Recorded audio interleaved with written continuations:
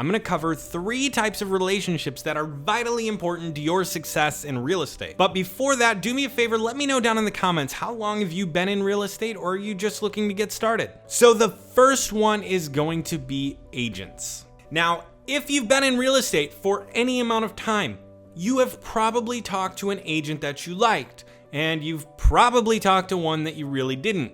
But why does that matter? They're at another brokerage. They're on a different team. They're not an in-office. They're a work-from-home agent.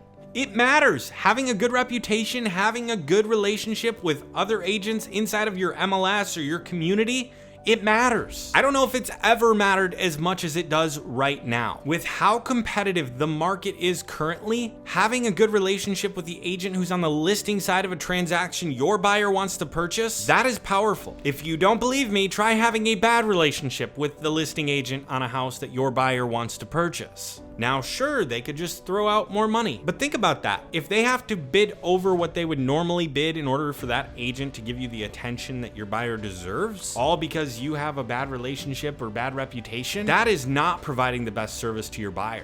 The listing agent has a fiduciary responsibility to their seller. Yes, they should be overlooking any personal grievances, but it really depends on what those are. Because if your bad reputation or your poor relationship with that agent is due to a prior transaction and maybe something happened or how you handled that, well, their fiduciary responsibility, again, to that seller is to find them the best price that's most likely to close. Look, I'm not saying that real estate agents shouldn't put their personal grievances aside when they're going through the offers that are being presented, but do you really want to trust that they're able to do that, that they're mature enough to do that? Have you ever met a real estate agent? We're obsessed with happy hour, wine, and TikTok. Okay, maybe I'm speaking for myself. Now I'm thinking about lunch and learns.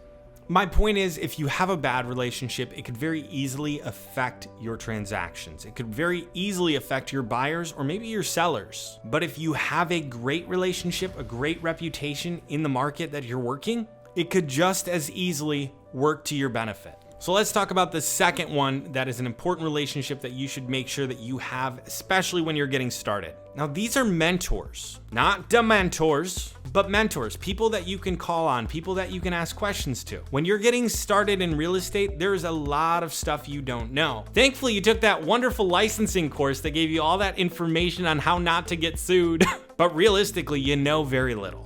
And so having access to people who can help you, who have that experience, who can guide you, that's very important. So when you get started, don't be this I know it all person. Be a sponge. Be ready to consume whatever information, whatever guidance, whatever mentorship people are willing to offer. Now, I'm not saying you got to pay for it with your commission. I know some offices do that, and there's pros and cons to it, right? But if you don't build relationships with people inside of your office, with other agents who are more experienced that you can call on when you need it, you may end up in a situation where you lose a deal because you didn't have the answers. And before we talk about the most important relationship in real estate, let's talk about our relationship. Are you subscribed? If not, would you do me a favor? Would you hit the subscribe button, turn on the notifications, and click that little like button? Heck, drop me a comment, let me know you're here. All right, but on to the other relationships. Client relationships. This is the lifeblood of your business. This will determine whether or not you succeed in real estate. Your ability to build relationships with clients, and quite quickly, I might add, is what separates you. It's what sets you apart.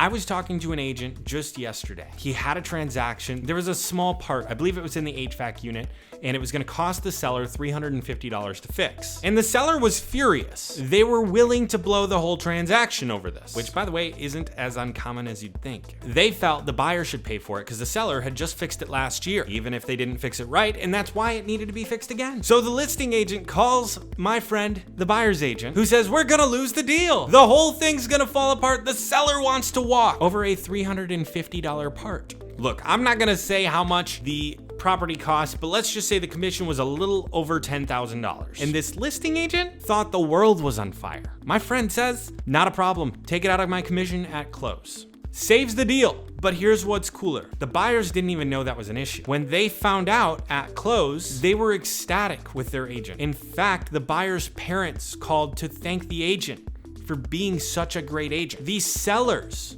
thanked the agent for being such a great agent. He wasn't even representing the sellers. Do you know how many transactions can come from one small ripple? You now have 4 fans, 4 people who think you're amazing at your job, who think you go above and beyond. Those 4 people, how many people do they know? Maybe 100 each at least? And who do you think they're going to reference or recommend next time they hear about somebody buying a house? Look, I know it's easy to get caught up with online leads and they're like $1 here, or they're $20, or they're $70. If you think about the long-term value of the relationship of that one client, it is very rare that a lead is going to be too expensive. Now, I know this video has been kind of rambly, but hopefully I've made some sense. If not, there's other videos you can watch coming up after this one, and thank you for being here.